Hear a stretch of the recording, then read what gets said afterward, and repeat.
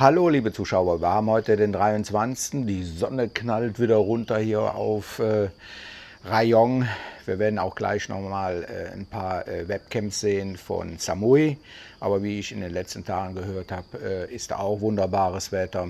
Also können wir fast schon wieder ausblenden. In Thailand ist schönes Wetter. Ja, welche Themen haben wir heute? Einmal ein Rückblick auf den Dinosaurierfilm. Da möchte ich ein paar Sachen zu abgeben. Dann mit Pattaya, was damit geschieht. Mit Jem, der liegt hier. Ja, und fehlende Dokumente für meinen Reisepass und Unterkünfte. Ja, der Oberklopper war bei dem Dinosaurierfilm. Erstens, ich wurde da angegriffen, dass ich noch nicht mal 800 Baht, sprich 22 Euro, ausgebe, um da auf diesem riesigen Areal rumzulaufen und dass ich anscheinend zu faul bin, also da durchzugehen. Naja, es war mir wirklich zu viel. 800 Baht waren das waren 22 Euro so ungefähr.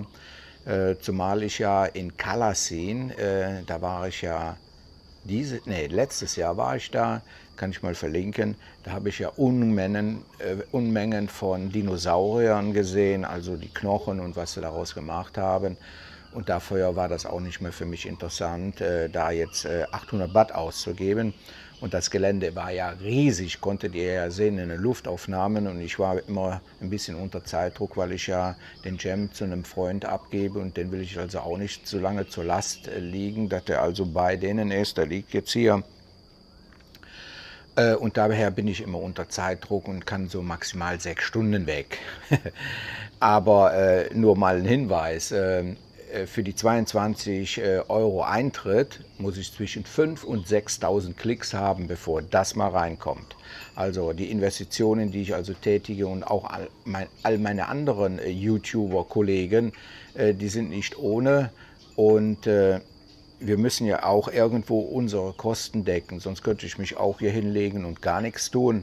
Aber wir fahren ja, oder ich fahre ja auch hier durchs Land, benutze also mein Fahrzeug, das ganze Equipment, und dann muss er sich irgendwo auch dann mal tragen.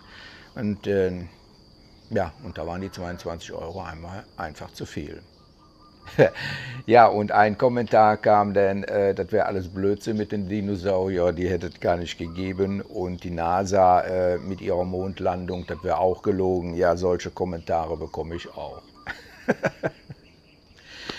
Ja, ich hatte mal angesprochen in einem Film, dass ich nochmal nach Pattaya möchte. Da wurde mehrfach darauf hingewiesen, dass da die Mod und der Frank ist. Ja, klar kenne ich die. Die machen ja auch gute Informationsfilme. Ich hatte auch mit dem Kontakt aufgenommen, aber er hat mir zurückgeschrieben, er hat also wirklich jetzt keine Zeit. Da müssen wir pendeln zwischen Bangkok und Pattaya. Und ja, es gibt zwar noch andere, ich muss das irgendwie aus dem Konzept haben, und ich muss auch den Wunsch haben, das zu machen. Also das Nachtleben, das kennt ja jeder. Pattaya ist darüber bekannt geworden, über das Nachtleben. Ich möchte so ein bisschen das Hinterland filmen, und da muss ich mir noch was einfallen lassen. Das hängt ja auch davon ab, wie lange ich hier bleibe. Ja, da kommen wir gerade dazu, wie lange ich hier bleibe. Man glaubt es nicht. Express. Hier seht ihr das. Ist endlich angekommen. 75 Euro hat das gekostet und sollte innerhalb von 3 Tagen hier sein. Das ist das Familienbuch. Da ist die Originalurkunde drin, dass ich geboren worden bin, die ich brauche für den neuen Reisepass.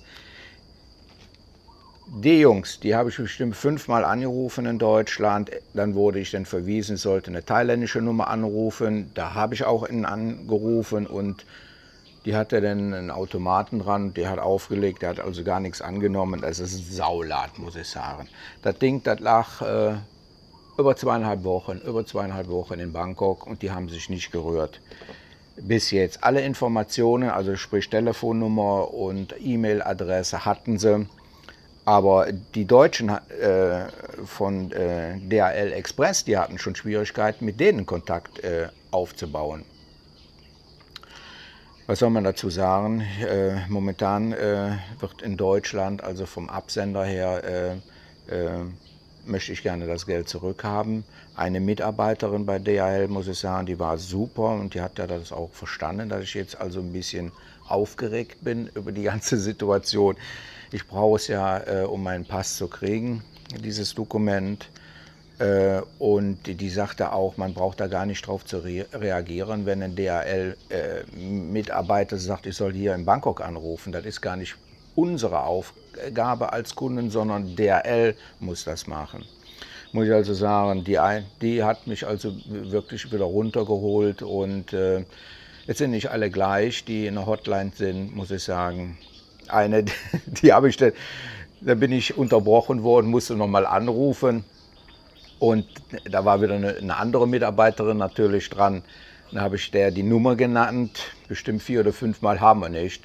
Da ist mir fast die Hutschnur geplatzt. Das war dann für Florenz dann zu viel.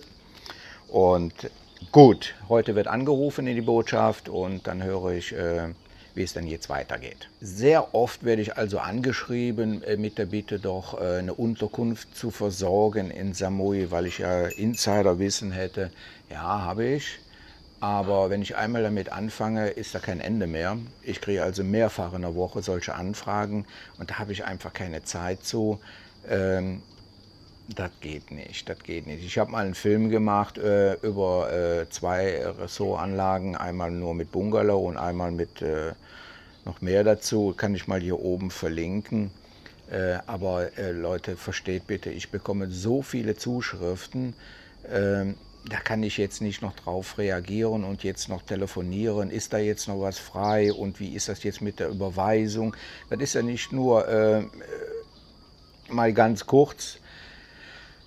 Da kommen ja Sonderwünsche, wieso ist da jetzt kein Pool bei und sonst was? Nein, das mache ich nicht. Das gehört nicht zu meinen Aufgaben, meine ich, für euch.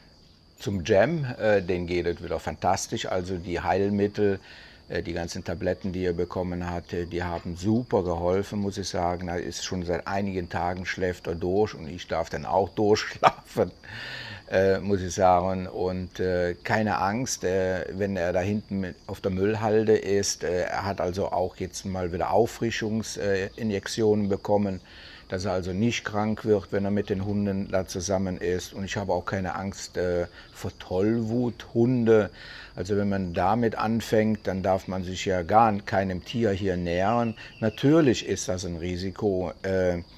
In meinem Fall ist, ich habe also eine Tollwutimpfung bekommen, bevor ich nach Thailand gegangen bin.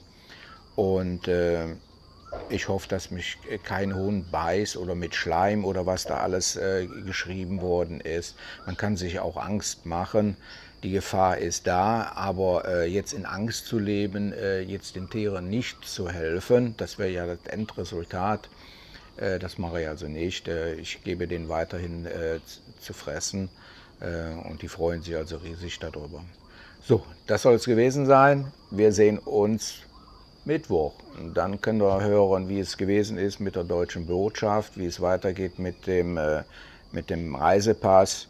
Nochmal hier gesagt, ich habe hier einen Fehler gemacht, dass ich also, wie ich damals ausgewandert bin, nur einfache gescannte Kopien dabei hatte. Versucht also die Originalunterlagen mitzubringen, wenn ihr nach Thailand kommt, wenn ihr auswandert. Also das ist um einiges leichter für die Behörden. Okay, tschüss.